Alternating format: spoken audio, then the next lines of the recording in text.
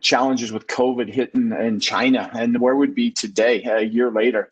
And I can't think of a better time, by the way, to be thinking about what's going on in business. And today we're looking at, as part of our Earnings Card Lab, we're looking at Pfizer. So a great time to be looking at a pharmaceutical company, one of the many who are looking at trying to provide a vaccination for us. So I'm excited to kind of be with you today and looking forward to our time. As we get going today, there's a couple tools that we'll be using, as Ginger described. One is the chat box, but another tool we're going to use is the polling question. I only give you about 20 seconds. You're going to have to be quick on the trigger, but here's what I want to do. I got a couple polling questions as we get going today, just to kind of get a feel for who's on the program with us today. So I've just opened the poll. The poll question is this: is this your first time with participating in the webinar today? No, Brent, actually, I've been to one of the previous ones. I just put the last few of them that we've had up there. Love to kind of get a feel. You'll see the timing goes fairly quickly. If you're new to this, no worries. Glad to have you as we look at kind of this experience. Now, we hold these every month as a way to do both a follow-up for graduates from our program, but also as a way for anybody to build their understanding of how to listen to these earnings calls, how to capture information and use it, whether it be just for me personally in my investment strategy. I may want to use it in my role. Maybe I'm selling into companies and want to understand how to be that trusted partner, or maybe just to understand my own company, if it happens to be a publicly traded company, et cetera. So let's see, what did we get here? Poll questions, looks like about, let me expand my screen here. About 37%. This is the first time, so welcome to everybody there. A number of you have participated in prior ones, so good to have you here. Well, let me just ask another question. For those that have actually been through our program, I'm trying to get a feel for who's on the call today. We're going to do a little bit of a review, and I want to make sure that we know who's with us. So if you've graduated from one of our business acumen programs, go ahead and let us know. If you haven't, no worries. At the end of our program today, I'll share a little bit more about how you can access to a deeper dive or more information about what we provide here at Acumen Learning.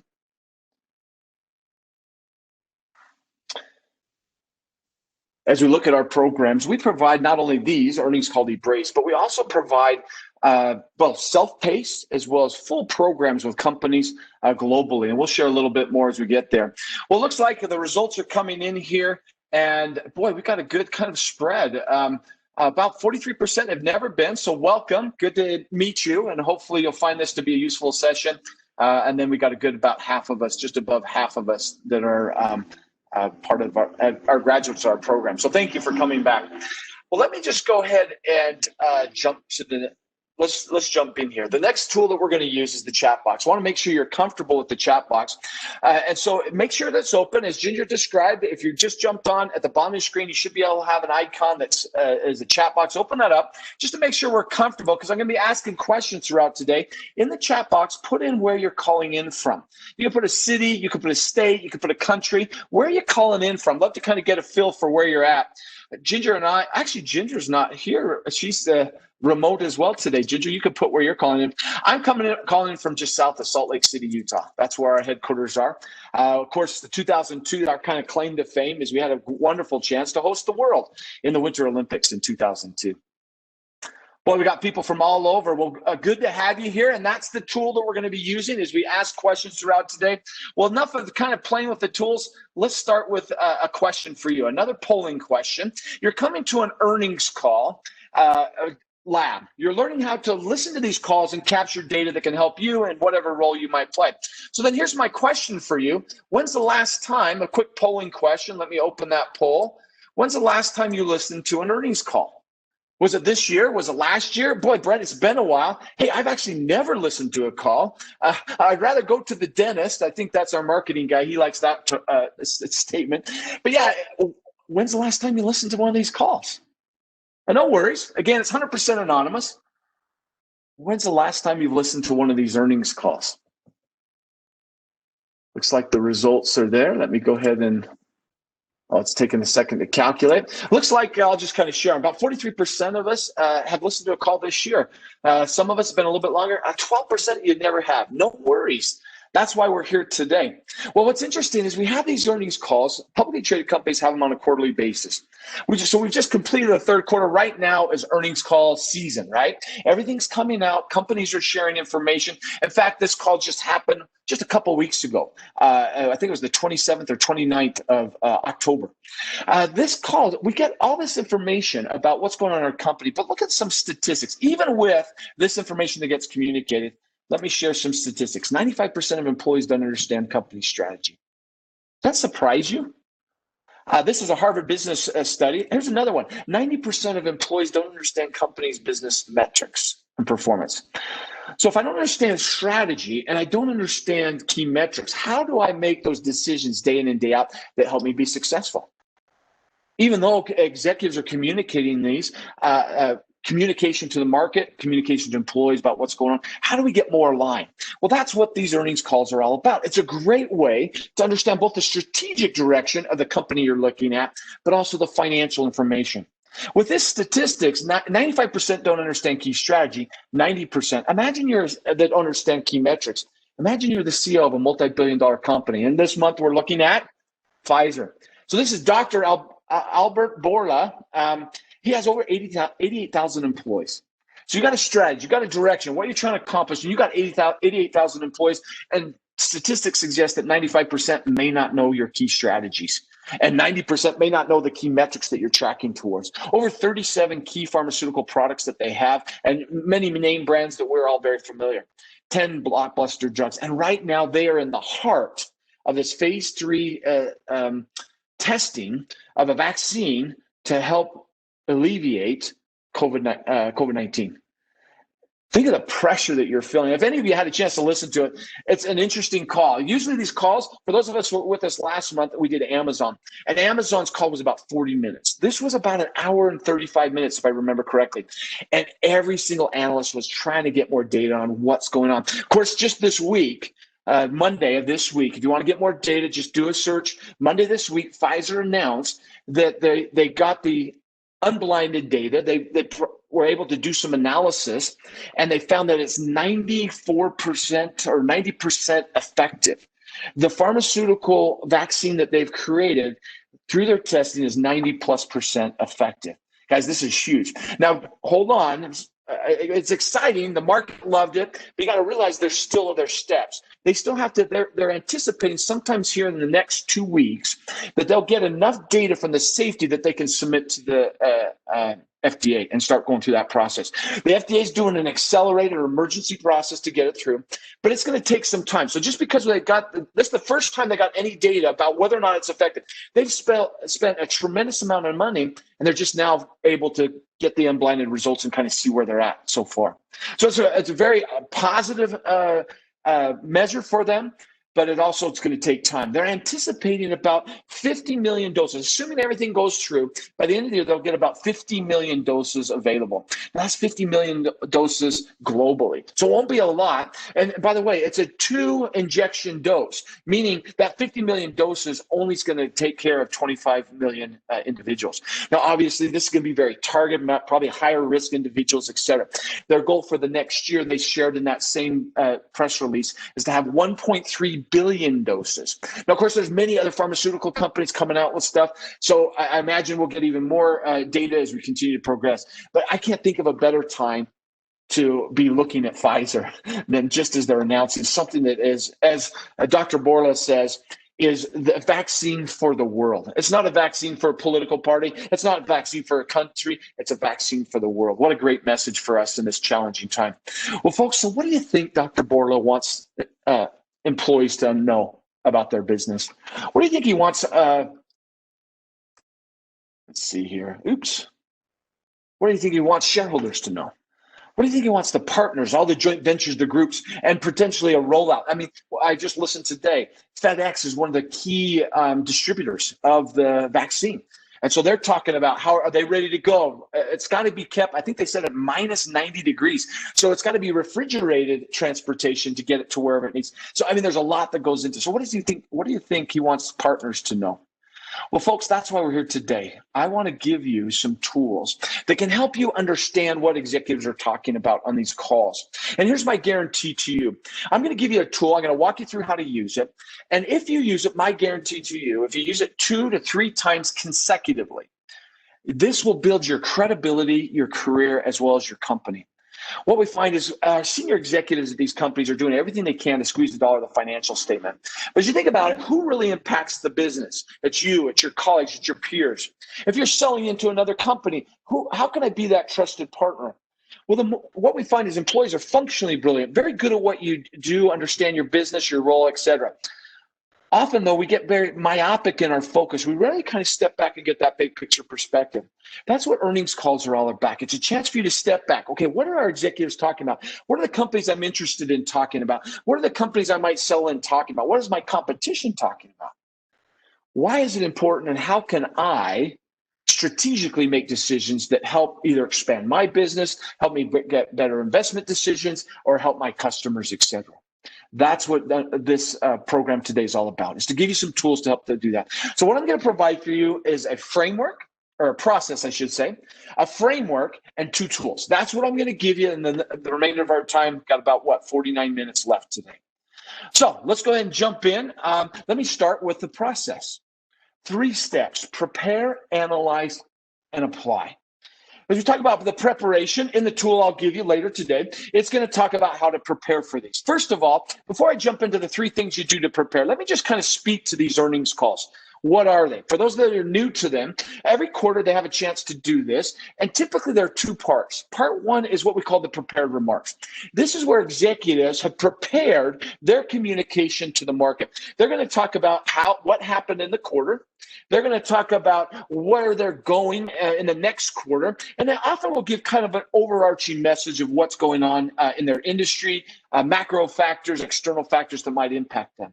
It's their time to kind of shine. It's their time to kind of say, well, hey, we're down a little bit, but here's what we're doing to change that, etc. It's their prepared remarks. Eventually, though, it shifts over, and they move to what they call a Q&A period of time. Now, this is where analysts who work with some of these large investment firms have a chance to ask questions to clarify what they communicate, clarify what they may have submitted or shared in the market, their press release, their presentations, etc.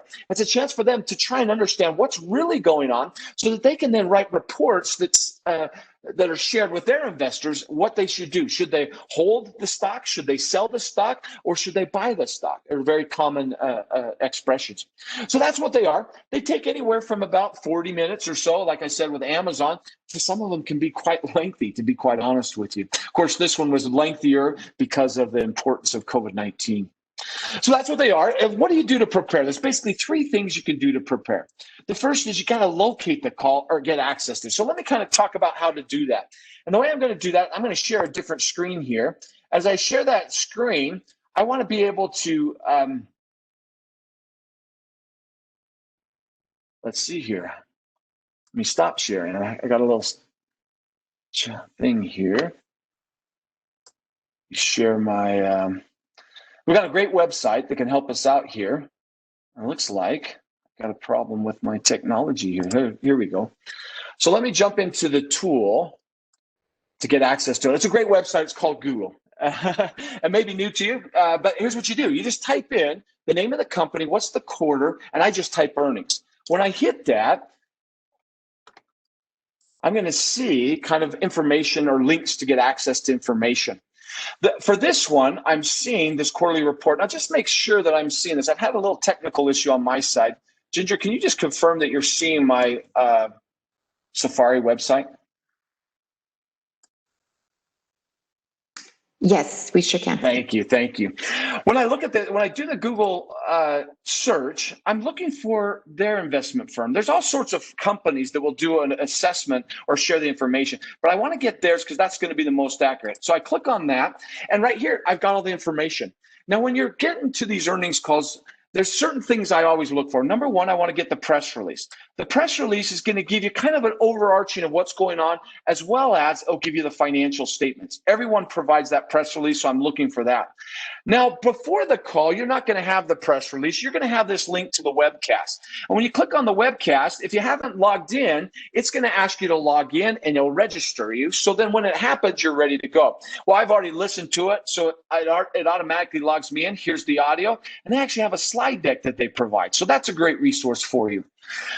In addition to that, some companies do a presentation where they provide the slides. Now, guys, I love the slides because what it does is they're great to get information summarized. They'll give you data about what's happening on key products, for example. Here's what happened in their pharma space and what's going on.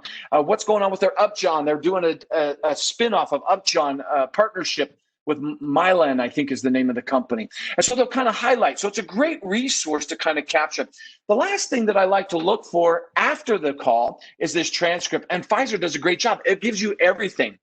Not only can you look at what happened in Q3 of this year, but notice, I can click on Q2, I get the same information. Not only that, but I get their SEC filing information, which gives you a deeper dive into their financials. So folks, it's pretty easy to kind of access it. In the end, all you're trying to do is just do a Google search, name the company, what quarter you're looking for, and then go ahead and look for their investor relation page. That's the most effective way, or that's what I like to do, I would say. So let me jump back here and let's go back to my slide deck. So with that, that's locating the call or transcript. Next step is to review your notes. Now, of course, if this is the first time you're not going to have any notes. You can go back to the website and you can find the Q2 numbers and do a quick review if you'd like to. But as you start to do these, you'll start to capture information. And as I said, if you do it 2 to 3 quarters in a row, what's eventually going to happen is you're going to actually start to have information you can go back to and do a reassessment. What did they say in Q2 versus how they performed in Q3? Or now, if you do a Q3, when they do their Q4 numbers, you see if what they said was going to happen actually happen. And then finally, meet with your team. The last thing I suggest when you think about the preparation to go into these calls, sit down with your colleagues, your peers, your direct reports. If you're a manager, I can't think of a better thing to do than to take an hour a quarter and listen to the call together and have a discussion around that. And the tools that I'm going to provide for you will help you to do that. Well, folks, that's step one, what we call prepare. The next step is the analysis. As you listen to the call, how do you kind of capture both the strategic focus of the company, but also the financial performance of the company? So you jump into analysis. The first thing I want to provide for you is a simple framework. Now, a number of you have been through our class, so let's just do a quick review for those that haven't seen this framework. Let's do a quick review together. Now, when you look at these 5 drivers here at Acumen Learning, we provide this as a simple framework to help you think about business, to talk about business, and to make decisions around business. What we would suggest to you that there's 5 fundamental drivers every company's focus on: cash, profit, assets, growth, and people. So let's get that chat box open, make sure everybody's ready to go, and let's walk through this together. When we talk about cash, what are we talking about? Cash is what is required to grow as well as maintain a business. When we think of cash importance, there's a common phrase, and it says, cash is fill in the blank. Cash is king or queen, as key, fuel, absolutely. Cash is king. In fact, some suggest that cash is the oxygen supply of a company. What is that really saying about a company? That's saying that if they run out of cash, they're going to die. Now, in the global economy, the pandemic, there's companies, small, medium, and even some large businesses that end up having to close their doors or go into bankruptcy protection because they run out of cash. Now, as you look at cash, there's 2 key metrics most companies look at. One is just called their cash and cash equivalent from an accounting term. Sometimes they'll just refer to it as their cash on hand. Think of that kind of like a savings account. Versus cash flow represents the difference between all the cash that comes into a business from their core operations, minus all the cash that goes out for running their business. This is one of the key measures that companies look at. Of course, investors want to see the cash that they have on hand. That kind of goes up or down based upon strategy. The cash they generate, investors want to see that go up every month, every quarter, every year. So that's the cash driver. Profitability, the definition is simply this: revenue or sales minus expense. You take all the revenue or sales, subtract all of your expenses. What's left over, we call that profit. There's some other terms for profitability that you may want to capture in your notes, and that is income and earnings. Profit, earnings, and income are synonymous in business. They're the same terms. Well, there's two ways that you can impact or improve profitability in your company. For those that have been through our course, there's two ways that they can grow their profitability. What are they? How can we grow profitability in a company? I can increase something or decrease something. We hear a lot about the decrease. Yeah, Matt's talking about reducing expense, cut expense. We get a lot of time and attention on reducing costs because that's one that our executives, we have a little more control on. Of course, the other one is to grow our sales. Thank you, Joe. Absolutely. Sell more, increase, get a better pricing. In the end, increase that top line revenue or sales number. Well, the third driver we talk about in our programs is that of assets. When we define assets, it's anything we own or control which has value. As you think about Pfizer, in the chat box, just put in there, what do we own or control which has value? Put it in the chat box. What do they own or control? Yeah, labs, IP, plants, drugs, assets, formulas, IP, yeah. Patents is going to be a big one for them, right? In fact, one of their key drugs just came off, a seizure drug came off patent last summer, and it has an impact in their revenue. We'll show what that was here in just a moment. Absolutely. Not only they have intellectual property, they have products, they have labs, they have equipment, manufacturing equipment. They also have cash. They have relationships, contracts, all these things that they have allows them to generate. Now, as you look at that assets, there's a balance between how much do I kind of hold on and strengthen what they call their balance sheet? For example, hold on cash, pay down debt, etc. Versus how much of that cash do I deploy to future projects or opportunities? That's the balancing decision that we have to make. Now, one of the big impacts we can do as employees or as partners, etc., is to figure out how we can be more efficient. Efficiency becomes a big key as you think about the asset driver. Now, before I jump to the next driver, let me go ahead and share that the foundation of the first three drivers are the three financial statements. So when people think business or financial acumen, they often think of the financials, the cash flow statement, the income statement, and balance sheet. What we here at Acumen Learning would suggest that they're absolutely vital and important. But remember, financial statements kind of give you information of a historical nature. How did we perform? From there, you got to then take that information and say, okay, what things do we do to improve these metrics or measures? So the foundation or the three for cash is going to be cash flow. For profit is going to be income statement, and of course, balance sheet at the bottom. Now, growth is what investors expect. And really, what do they want growing? They want to see cash growing. They want profitability growing. They like to see our assets grow. Because in the end, what does that suggest to them? They're going to get increased value of their stock price and possibly dividends, buybacks, et cetera, that benefit them. Now, what I love about our model as we wrap the review up is that people are at the core. When we talk people, what are we talking about? We're talking about the external customer who buys or uses our product or services, but also internally customers. How do we get better from an execution?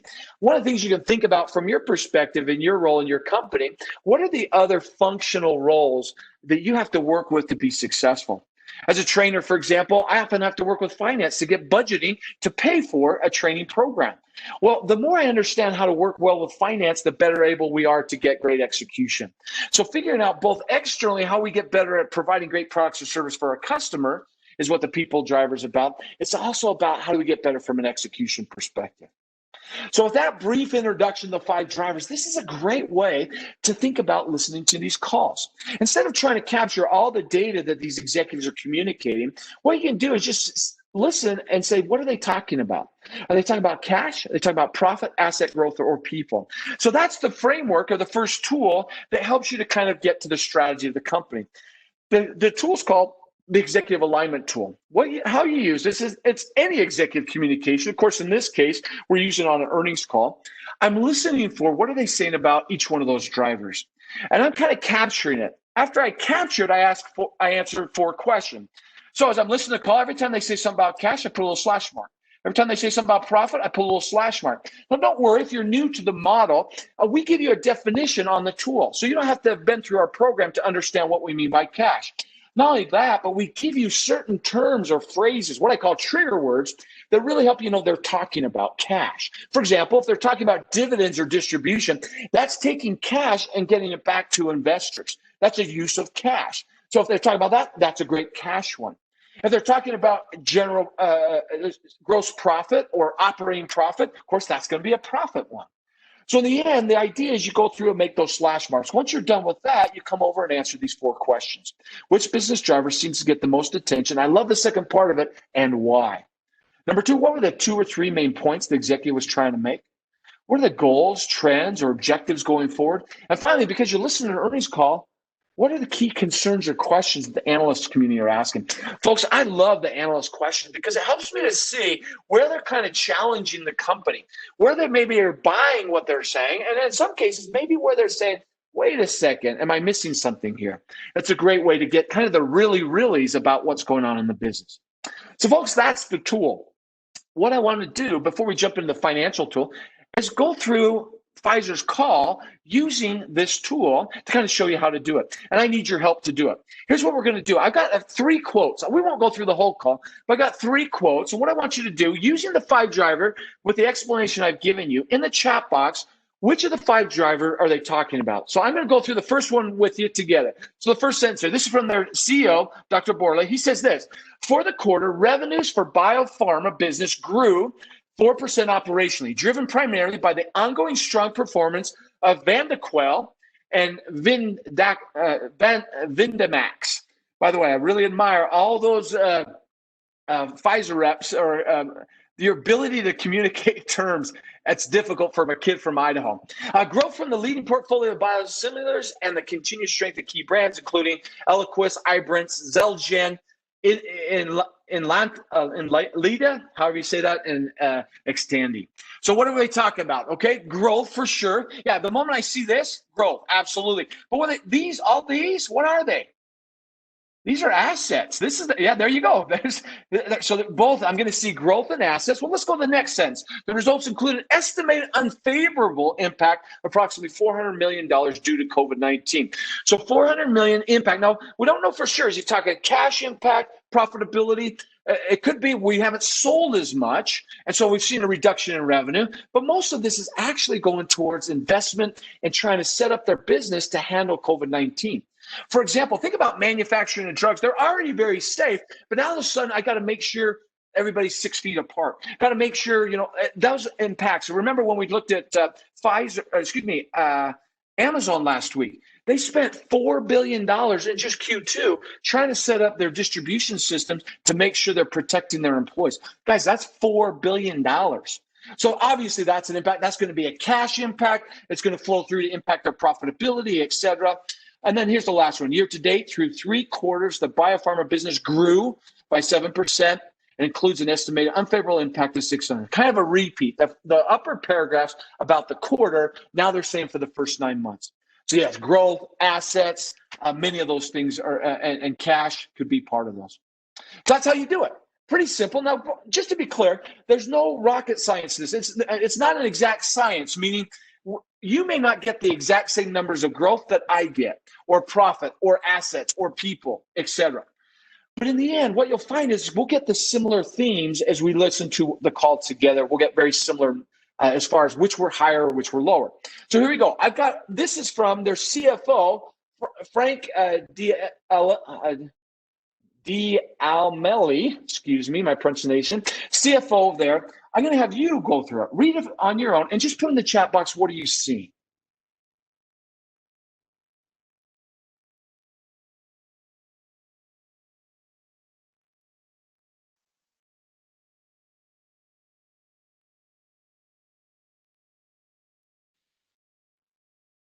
Excellent. So yeah, I mean, a number of you said growth. When they say the word, that's a pretty good idea.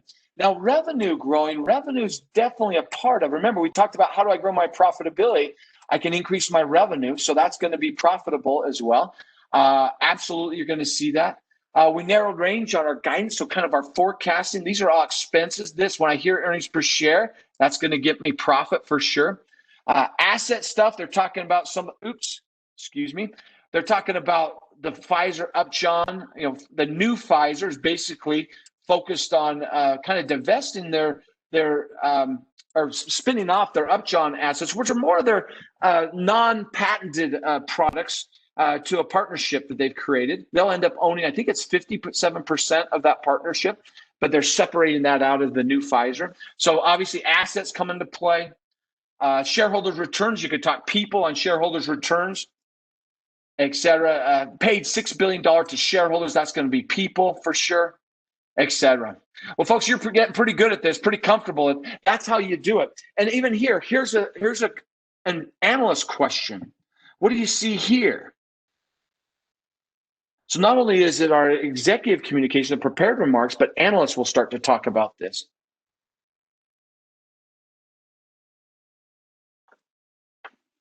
So the COVID readout, but it seems very bullish that you will have a positive efficacy readout.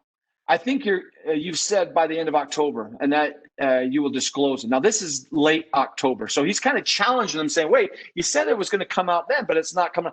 Obviously, assets going to be a big one because they're talking about, hey, when is this drug going to be available? You could even insinuate people from the standpoint, everybody's worried about a vaccine. Now, it's clear it would be within 5 to 7 days after that. Obviously, the efficacy study came out on November 9th. So I suggest you believe that I think the hurdle for this first interim is something like a 75 to 80% efficacy. What is your expectations? So yeah, a lot of stuff around kind of the asset itself. Is it going to be available, which could impact profitability? Assets going to be a big deal. And then you could even insinuate the idea of people. Well, folks, that's how you do it. It's not rocket science here, but it's a great way to kind of capture it. So I went through the whole call, and here's what I found. I like to, when I do it, kind of separate the prepared remarks versus what was said with the analyst. And it's not just what the analyst said, but even their responses from the leadership team. So you kind of see what I found around prepared remarks versus the analyst side. And in the end, number one was growth. Number two was assets. Then you have profit and people very close. Cash wasn't a big discussion for them. In this call, they're sitting on quite a bit of cash. Plus, they've got a great pipeline of opportunity to generate more cash. So the question then says, now that I've done that first part of the analysis, I got to go to those 4 questions. So let's start with that first one. Which business drivers seem to get the most attention? So for me, going through it, number one was growth. Now, why? Why would growth be such a focus for them Q3 of this year? Think about it. Go in the chat box. Why would growth be such a big deal? Why are analysts, investors interested in growth? Well, what did they say? Growth across most of their portfolio. Now, if you look at their actual financial statements, they're down in revenue about $4 billion, but it has to do with one product coming off a patent. And in addition to that, you see the whole spin-off of one part of their business that had an impact to their numbers. And I'll show those numbers here shortly. So yeah, opportunity for the vaccine becomes, biopharma's up about 4%, 7% year to date. Oncology's up 18%. International markets grew volume by 26%. Revenue's up 1%. Strength of the R&D pipeline. Of course, this is a shareholder-focused message. What do they want to hear? They want to hear about growth. So you think about the whole fact that they've got so much pressure on them around the vaccine.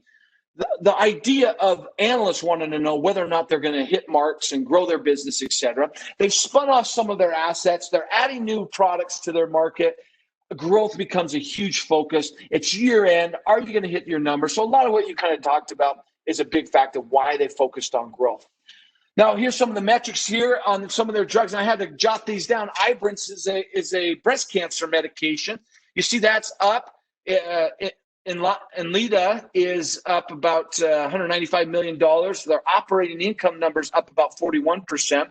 That's a kidney cancer medication. There's a number of different things that they're seeing some real growth, seeing some little decrease over here, but across the board, their biopharma had a great quarter and a great year so far. They're a key player in so many different product areas, so many healthcare solutions that obviously that's a big part of their discussion. Where are they? Do they continue to expand, et cetera? Assets, on the other hand, why was that a big focus? Well, they have a large number of products in various stages of the product life cycle. Many of these products currently or will be significant contributions to patients' health and well-being. That was kind of a comment from them.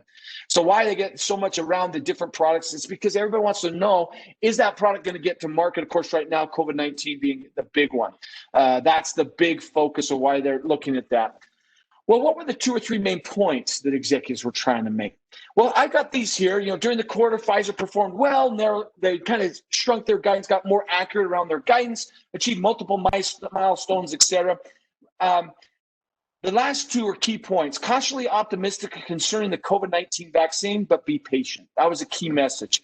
And they probably said this 3 to 4 times. It's a vaccine for the world. Obviously, this was right in the heart of elections here in North America, so there's a lot of politicizing or potential political. They didn't even take any government money to help fund the project, so that they wouldn't have any kind of political expectations per se.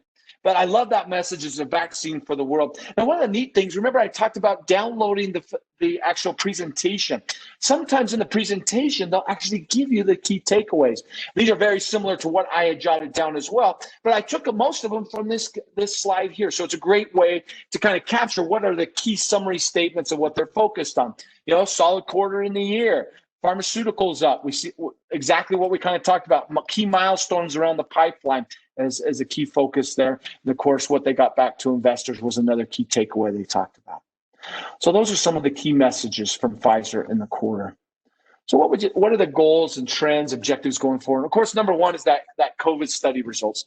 That was a big deal. And they kept saying, look, it's going to be out here in just a little bit. And the announcement came out November 1. If effective, kind of a goal is they'll have the process is ready to acquire approvals and then to actually begin produce and distribute. They already have the plans in place. They're getting that here in the next few days. It's going to go to the FDA, and that's whatever time that takes, but they are ready to go after it. Their distribution system's ready. Everything's ready, and they're anticipating about 50 million doses by year end. The other big kind of goal or objective move forward is as they divest some of their non-patented drugs, spin them off into this partnership. Their big focus is a more agile company. Spin off of Upjohn business to Mylan, and Pfizer shareholders will own 57% of that company. But really getting focused around new products, new solutions in the healthcare industry. A smaller, more agile company is kind of their goals in the future. One of the things they shared in their presentation was kind of their best guess. This is what they said. They kind of narrowed where they thought their numbers would hit by year. And now the one key factor to be aware of, and they talked about on the call, this includes $0 around the COVID number, any revenue coming in for COVID. At the time, of course, they didn't know if it's effective. This is interesting. It's a double-blinded study, which means nobody knows if it's working or not until they hit a certain mark to where then they can gather the data and then they can kind of assess whether or not it's effective. And that's with the 90+% effectiveness that came out. But in Q3, they did not share any revenue numbers around that. So that will have a unique impact as you kind of open it up as they move forward.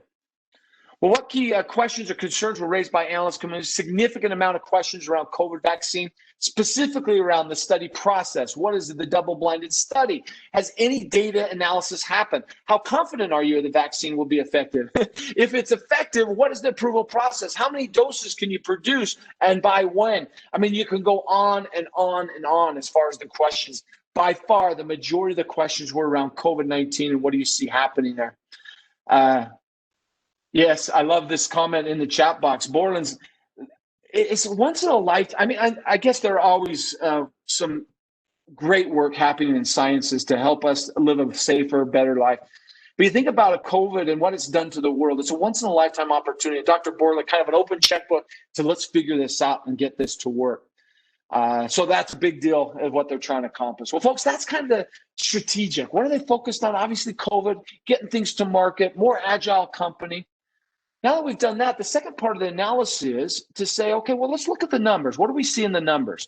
So the next tool that we have is called the Navigating the Financial tool as part of our analysis section. Now, what I love about this tool is you don't have to go through our course to be comfortable using this. What it does do, though, is it brings the 5 drivers, the key metrics, and the statements all to one place. So you don't have to memorize anything. What I've got here is I've got the 5 drivers that most companies look at. As well, I have the key metrics that many companies look at. Now, there may be unique companies that the company you're looking at. For example, sometimes you'll get operating income, EBIT, EBITDA, gross margin, etc. If that's a metric that your company looks at, just add that to the list. But this is a great tool to look generically at any company to see how they're doing around each of the drivers. Now, the genius of this tool is rather than having to memorize where to go and find this stuff, this section right here tells you where to go get it. If there's any sort of calculation that you have to do, it's going to give you how to do the calculation. So this tool and 3 financial statements, about 10 minutes, you can assess how financially successful a company is that you might want to look at. Now, if you need a little deeper dive on what the metrics are, go back to that great website, Google, just type it in, what is cash and cash equivalent? It'll give you a little summary about it. In fact, there's videos on it if you want. Great resources available to you. So here's what I want to do. I want to go in and I want to do this, okay? So we're going to do the first 5 together as a group. So get your typing fingers ready. Now, I know you don't have the statements, so I'm going to show you the statements as we go through. So let's start with this first one right here. I want to get the cash and cash equivalent number for Pfizer at the end of the quarter. Where were we at from a cash? Now, what statement am I going to go to? Put in the chat box so we all get comfortable. Looking at my tool, what statement do I need to go to? Right there. I want to go to the balance sheet. I did see somebody cash flow. That's kind of a 201 course. You can find on the cash flow, but the more common place is to go to the balance sheet. So let's go to the balance sheet. I'm going to go ahead and show you that here. Here's the balance sheet. Now, if you were in our class, we would have talked about there's a section that is your assets. There's a sections that are our liabilities. And eventually you get down to kind of our equity stuff. Of course, cash is an asset. So I need to get the cash and cash equivalent. That's the line I'm looking at.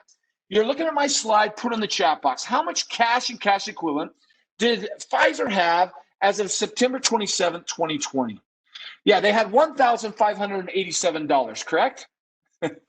No, this is in millions. There you go. That's $1,587,000,000. Now, for those of you who have more exposure to accounting, often executives will also include, let me jump back to this. This is kind of extra credit today.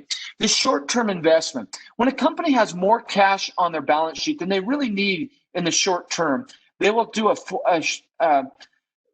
they'll do a short-term investment. If I don't need it in the next year's period of time, I'll put it in there. Cash and cash equivalents, excuse me, my cursor's getting a whole mind of its own. Cash and cash equivalent represents either cash that they already have on hand or short-term investments that will convert back to cash in 90 days. Short-term investments are going to convert back to cash greater than 90 days, but less than a year period of time. So sometimes when you hear executives, they'll add both of those when they talk about their cash position. So just a little bit more information for you than you probably need, but I wanted to make sure that we recognize that that's also potential cash available for them as well. So cash and cash equivalent, $1,587,000,000. Let's go to the next one. We're going to get this one. Cash from operation. Tell me, what statement am I going to look for? Excellent question. Michael's saying, are we looking at quarter or year over year? Because cash is balance sheet looks at as a snapshot in time, we did the full 9 months on the cash, but we're going to do the quarterly numbers when we get to profit here in just a moment. So let me know if that answers you. So yes, I want to get my cash from operation. I'm going to go to my cash flow statement. So here it is. This is probably one of the most important lines right here. This is called, also known as your cash flow. Sometimes they refer to it as cash generation. How much cash did Pfizer generate in the first 9 months of 2020? Yes, that's $8,778,000,000. Now, what do they want that to do year over year? All of you that have been in our class, what do we want cash flow to do year over year?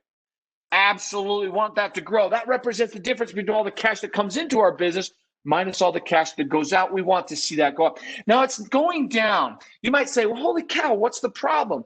Well, if you look at their numbers, remember, they did a spin-off, and I got to grab my notes here, GSK Consumer Healthcare joint venture. That caused a reduction of revenue by $2 billion. The other big factor that swung year-over-year change is the Lyrica, Lyrica, apologize if I'm butchering that. That came off patent. In 2019, they had 7 months where they had that on patent, which means I can charge a higher price. The moment it goes off patent, what happens to price? So their year-over-year change on that was $1.8 billion. So you net out the fact that they spun off a portion of their business and one of their drugs came off patent. The fact they're relatively flat, that's actually a pretty good sign in a year that's been pretty tough. So $8,778,000,000, how much they generate. Okay, now we're going to jump into looking at the profitability numbers. Of course, what statement am I going to go to for that? Income statement, absolutely. Now for this, let's do the quarterly ones, even though the data that they gave me were only 9 months on the top, but we got quarterly on everything else because I'm going to show you quarterly versus the 9 months here in a moment. So here's what I want to do. I got to get my total income. Here I jump to my total income, total revenue. We're doing the quarterly number, so it should be right in here. The revenue, by the way, this is also known as sales or top line. Give me the number. What did they get? How much revenue did they generate in the first Q3 of this year? $12,131,000,000. Absolutely, I plugged that in right there. Then I got to get net income. I'm going to the same statement. In fact, all these next two metrics, I got to go to the same statement. So here we go. I need my net income number. Put it in the chat box. What's the net income for Q3 of 2020? There you go, right here. So here's my revenue. Here's my net income. Now that I have those, all I have to do is take my net income, divide it by my revenue, what they call a percent of revenue or margin, and I can get that growth margin. So this is $2,194,000,000, Brian. So as you do the calculation, in the end, it's going to create a percentage. So you don't have to worry about millions or billions when you do the calculation. So I've got my net income. I've got my revenue. All I'm going to do is plug those two in. So this is the last one I'm going to force you to do. Go ahead and grab your calculator. Type it in. We're going to take that. 2194. Don't have to put all the zeros. Just do the 2194. I'm then going to divide that by my revenue, 12,131. Multiply it by 100. See this right here. If I multiply by 100, what'd you get? There you go. 10.08, 10.9, or 10.09, or you just round it up to 10.1. I think I rounded it up to 18.1. 18.0809 is about where it's at. So it's about an 18.1. Now, what does that tell us?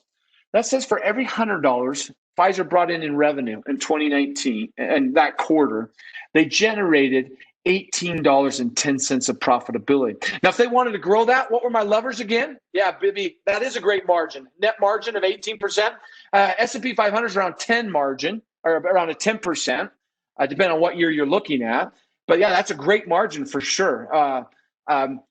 So if I want to grow that, how can I do that? Reduce costs, yes, thank you, Matt. Or I can grow my top lines. Absolutely, that's what we do, folks. That's how you do this. Now, it's not rocket science. It's looking up numbers and it's adding and subtracting. If you need a deeper dive, go ahead and look up what they mean. But in the end, here's the numbers filled out. I did it for Q2, so I can look at what happened in Q2 of 2020 versus Q2 of 2019. You could do it second quarter versus third quarter if you wanted. If you look at this cash up, one of the things I did do is I added their short term so you can kind of see their total potential cash available. But here's kind of their cash on hand. You got an increase in cash there. Relatively flat here on cash generation. Revenue's down, but I know why it's down because you got changes in products coming off a patent, et cetera. Of course, this is a big one. When they did that spin-off with their healthcare group, they actually got a gain on that of about $8 billion, if I remember. So that's why that net income's pretty high. And that's why you see these measures looking pretty dismal down here. It has to do with they divested an asset, got the cash that came in from that, and that had a positive impact on their net income. Of course, if you wanted to get that, you would jump into the notes of the financial statements to get that. Well, you can look at it from a quarter-over-quarter perspective. You can also do for year and time, date and time. So this is first 9 months of 2020 versus first 9 months there. A couple things you'll notice. Revenue's down. Again, we know why. It's the changes of the entity year over year. They spun off their healthcare group, and then, of course, revenue from a drug that's no longer on patent. That's the impact there.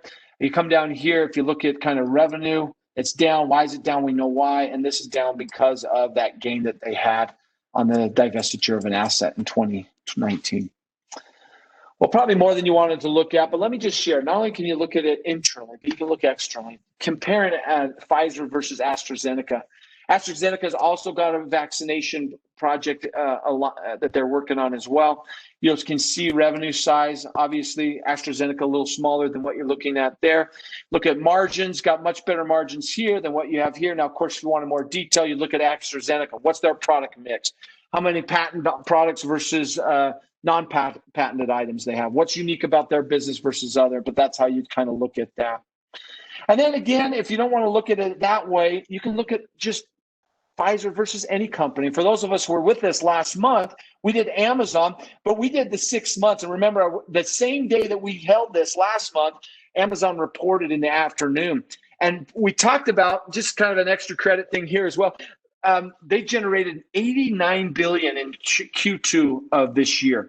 That's more than they generated in their busiest part of the year, which is Q4 of 2019. And they forecasted that it would be up in Q3 of this year, and it was. They generated $95 billion in Q3. Their total revenue for the year is $260 billion, and they haven't even hit their busiest time of the year. You see off the charts growth in their numbers. Talk about being at the right place at the right time with the right product. Absolutely, Travis. It is COVID. COVID has a huge impact. Think about how much we started to buy online and looking for products or services. It's been huge for Amazon right now. A big right place, right time, right product, which, by the way, Pfizer and any of those other companies that come up with that vaccine, you're going to see some pretty good growth numbers. Right place, right time with the right product or service. So it's great to kind of just, if you want to compare against different industries, this tool is a great resource. Well, folks, that was the majority of our discussion. We only got about 10 minutes as we go through the remainder of our wrap up here, but that's how you do the analysis. Now, in the end, once you start doing these, if you listen to the call, it's probably going to be an hour listening to the call.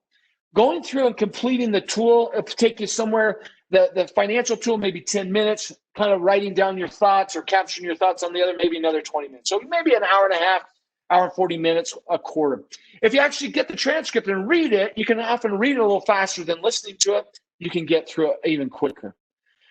Well, now you got this great information. The question is, what do you do? So what do you do now? If this saying, to know, to not to do is not to know. Your mom probably told you this a million times. If you know something, you're not doing it, you don't really know it, right? The most important part of our program, the most important part of this tool is you got to do something with it. If you go through and you take all the time to do the analysis, you don't do anything, we've wasted your time. So let me talk through the apply phase. The apply phase is basically three things. First, capture your insights. What new insights did you gain as a result of your analysis? Now, I don't work for Pfizer. Pfizer isn't a current client of ours. We do many companies in the pharmaceutical and healthcare space. But for me, the significant pressure placed upon Pfizer to be successful with a vaccine, political pressure, market pressure, worldwide pressure. It's not just them, all the pharmaceutical companies. We are desperately seeking this vaccine, and how much pressure that puts, not just from a business perspective, but from a human perspective, is it not? If you have the ability to help save suffering and to help change, get us back to some sense of normal, that's a lot of pressure. And I'm so grateful for all the companies, all the smart people out there doing this, because absolutely something we're all seeking. While pressure for the vaccine, the effort that goes into science, regulation, production, distribution to get drugs to the markets. I worked with drug companies before, but it's interesting to see with the pressure that they've had to get really nitty gritty and all the steps they go through to get a product to market. They spend a tremendous amount of time, effort, and dollars to get a product to market. And we're accelerating the pace, and it's taken much of a year, and we're not even going to get the real rollout till next summer. So it's quite a process to get there. So that was a key insight for me. How large the financial impact Pfizer when a drug goes generic? Lyrica, however you say that, $1.9 billion change when that came off the market, year-over-year change. And that's only for 6 months of that, by the way. I love the last thing was the strong pipeline and player in the market that Pfizer is. No forecast on revenue for the COVID. That was an insight for me, which means as once this starts to roll out, I'm anticipating greater revenue coming in. Now with the efficacy, 50 million doses going out, 1.3 billion doses by the end of 2020, 90% efficacy is very high. It can be a key player in helping us with the solution. So those are some of my key insights. So what am I going to do about it? I want to continue to track COVID-19 progress through 2020 and beyond for Pfizer. This is one that's right at the front here in North America, at least. I also want to look at the other competitors who are playing. Look at AstraZeneca, where are they at in the process? And how many? Because if you think of only 1.3 billion, that's not going to get there. So either Pfizer somehow is going to create some relationship to share, or others are going to come out with solutions very similar to Pfizer. And so that's how are we really going to see this vaccine roll out into 2021, which will hopefully get us into more consistent normalcy again. The last thing I'm going to do is I'm going to share this strategy, their metrics, their progress with my team and my clients. As a training company, we're talking about all sorts of industries all the time, and I hope you found this interesting today, even though it may not be your industry. What a great way to help people understand what's going on globally as a company. The last step of the process is this. If you analyze your company, I'm going to recommend you have a conversation. You put it all together. You put your 3 things you're going to do. My recommendation is to go have a conversation with your manager. If you look at your own company, sit down with your manager. Here's the top 2 or 3 things I think we should do, and implement them. If you're looking at a customer or partner, sit down with your sales group or your manager, account manager. How can we become a better trusted partner with our customer? If we can understand their strategy, how can we create a situation where our products or service do the same? And if you analyze a competitor or benchmark company, meet with your manager and compare kind of your business to the company you analyze. Identify actions you and your team can take to be more competitive and innovative. Well, folks, that is the tool. Prepare, analyze, and apply. So if you remember from our earlier conversation, we talked about step 2. Step 2 of the process was prepare. I'm not going to do the voting slide just for our timing here, but in the chat box, do you remember what the second step in the prepare? You got to locate the call or transcript. What was the next thing we had to do? Get a root canal. Was that it? Review our notes. Look at one of the things that we looked at was kind of review the notes, right? Well, this notes, what you just created, this tool becomes the notes for the next call. That's what you do. As you do this, you capture, keep a hold of those, because then when you do the next call, it'll be a great review. So my question to you as we wrap up today is, who will you analyze? Who are you going to analyze here at your company? Is it the company that you work for? Is it the company you sell to? The company you compete against? The company you partner with, invest in, or interested in? Put in the chat box. Who do you want to look at? Who are you going to? My challenge is to have you go out and do this. Who are you going to look at? There you go. FedEx for work, competitors, customers. Excellent. Absolutely. So now I've got to get you in these last 4 minutes. I've got to get you 3 things. I got to get you some stuff to do that. Number 1, I got to get you access to the workbook. I'm going to give you a link in a moment here that's going to give you that access. You'll be able to download that, capture that, use it as many times as you want. In addition to that, at that same link, you can register for our next call. But what I need from you is there's going to ask you one question when you go to that link, and it's this. Who should we look at for the next quarter? December 10th will be our last one for this year. Who should we look at? Please give us that. In addition to that, I've got a special offer at that website. For those of you that want a deeper dive on this, or maybe it's a refresher, we've got a very successful self-paced online learning program. It has 2 different courses. One covers the 5 drivers deeper dive. The other covers the 3 financial statements, how to look at them. If you want a deeper dive on that, we've got a special offer at that link that you can use for yourself, for your colleagues, to kind of expand your knowledge around that. And that's our thank you to you for coming. Now, for those of you that are new to us, a quick exposure of who we are. Acumen Learning, we focus purely on the topic of business and financial acumen. We train many of the Fortune 500, in fact, 30 of the Fortune 50 are our clients. We do a customized training trying to help employees understand how companies make money, how decisions are made around the money-making process, but most importantly, what can they do to impact that? And because we only focus on business and financial acumen, we get real results. For example, one of our clients, unbeknownst to us, did a study to see how effective our training was. They found over a 300% return. And not only that, over here, these are all the things that they found that were impacted by their training: improved performance in their business, improved teamwork, increased collaboration, increased business focus for their team, upward communications, employee engagement. We'd love to, if you have an interest and a desire, we'd love to share more about what we do. So you can find, if you're interested, you want to get more detail on what we do, you'll find it at that same link. So at that link, you're going to get access to the tool. You're going to get access to share who you think we should look at. as well as the special offer for the online learning. And then if you want additional information, just let us know. So the link is acumenlearning.com/webinar. In fact, I'll put in the chat box so everybody has that. And once you're done, you have the link, you should be free to go.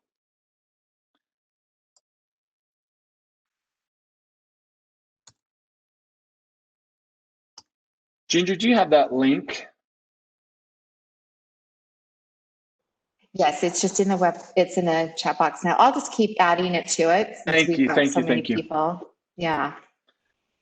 Well, folks, it's truly been a pleasure to spend some time with you. It looks like I'm giving you the gift of time, 1 minute free there. We're going to stay on the call. If there's any additional questions you might have, happy to try and answer those for you. If not, please go to the website, get access to that tool, and take that challenge. Go listen to a call and complete the tool. Great question. The idea on a CEO selling major shares. This was a line item in the news, I think today or yesterday, where Mr. Bourla has divested some of his shares, and some people are kind of up in arms on that. One of the unique things, once you hit a certain level in an organization, you're required by law to submit your buying and selling of stock. I think it's the Security Exchange Group. You got to kind of submit that before in advance. And so actually months ago, you have to make those decisions so that you're not taking any internal information and kind of internal trading where you understand things. And so you're changing things up or down. Of course, in this, insider trading was the term I was looking for. Of course, Mr. Bourla made that, but that decision was months ago that he made this decision to divest some of his stock. And I think there was another issue around kind of his exposure, et cetera, that the SEC forced him to divest some of his shares as well. Thank you. SEC required that disclosure. Can't remember the term they used for that, but at a certain level, you got to speak to your annual kind of approach and what you're buying and selling so that you don't all of a sudden get information that you use insider information to make a personal beneficial situation. That was coincidence selling. So should we believe that it wasn't a coincidence that the selling happens just after the announcement of the vaccine? Well, I haven't gone into the detail in general. How many months ago he made the decision? Obviously, they're making decisions about this vaccine all throughout this year. But coincidence, I don't know. In the end, it was a double-blinded study. There's a whole governing group that's only people had access to the data. Is there any chance that somebody could anticipate, well, 6 months from now, a year from now, this might be happening. It'll be a good time to make the change. In the end, divesting the share after that announcement comes out, I think that's where some analysts in the market are kind of saying, is there a coincidence?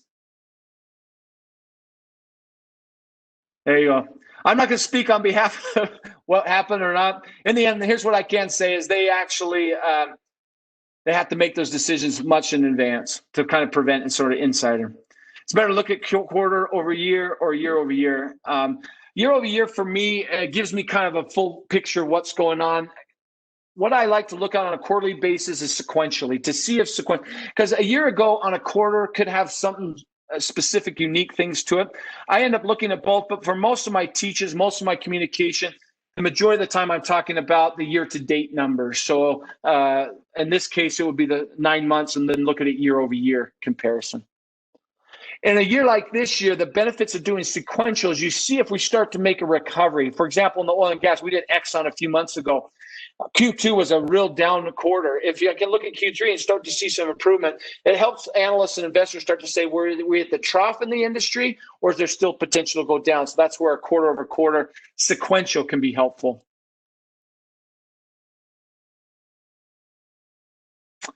Yeah.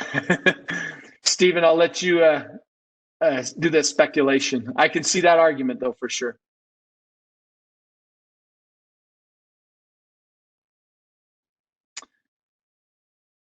There you go. Great comment, Thomas. There, executives sell their shares, and that was actually in the article I read. Kind of that year-end decision making that they make, which they make months ahead of time. Folks, any other questions we can answer for you today? It's a lot of Christmas money, Michael.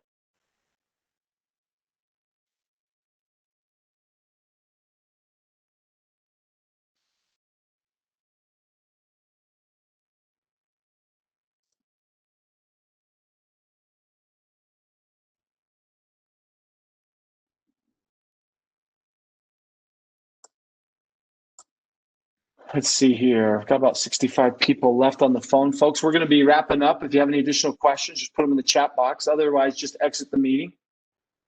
Thank you, Stephen. Great to have you. Appreciate you coming.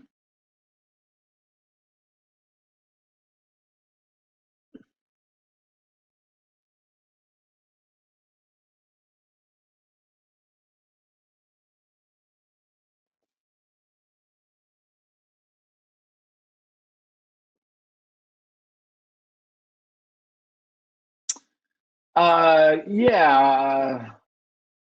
Brooklyn, is there a way to send the links to Thomas there or put them in the chat box? We did ExxonMobil, we did Tesla, we did Amazon, and of course today did Pfizer. That's been the last 4 months or so, if that helps, Thomas.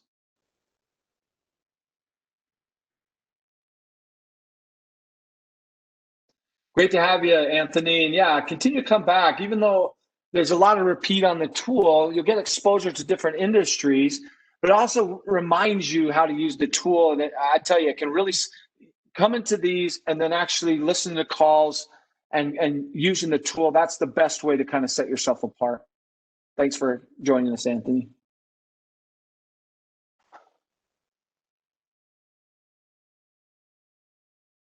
Absolutely, Andre. Can you apply this method to an industry?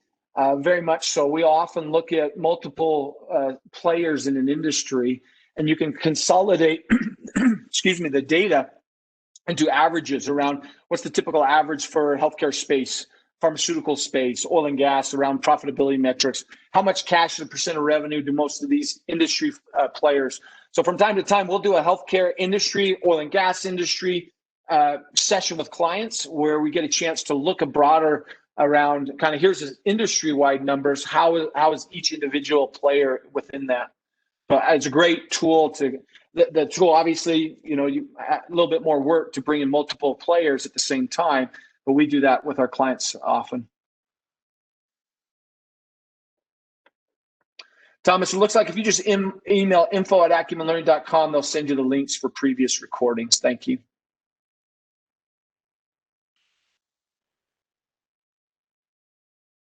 Thank you, Andre. Great having you here. Okay, folks, we've been a few minutes after. The questions are starting to run down. We'll stay on for a little bit more. We got about 25 people still on the call.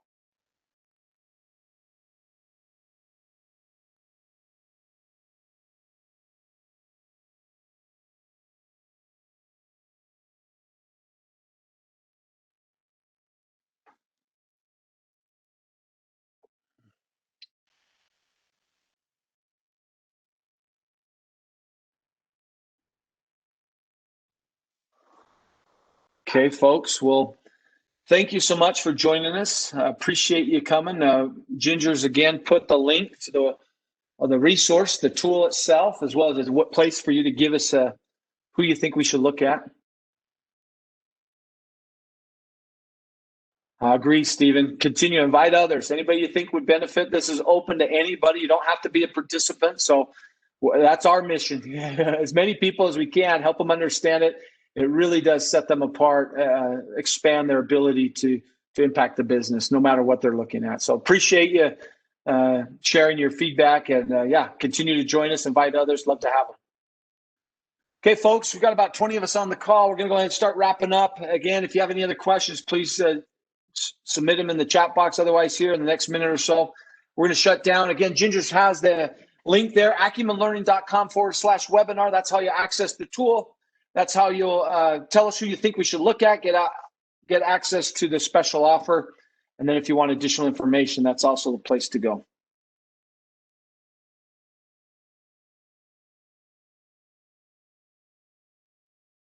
Well, folks, thank you very much for your time. We're going to go ahead and wrap up. Ginger, anything else you need before we wrap up? No, thank you. Okay. Well, folks, thank you for your time. Ginger, let's go ahead and end it.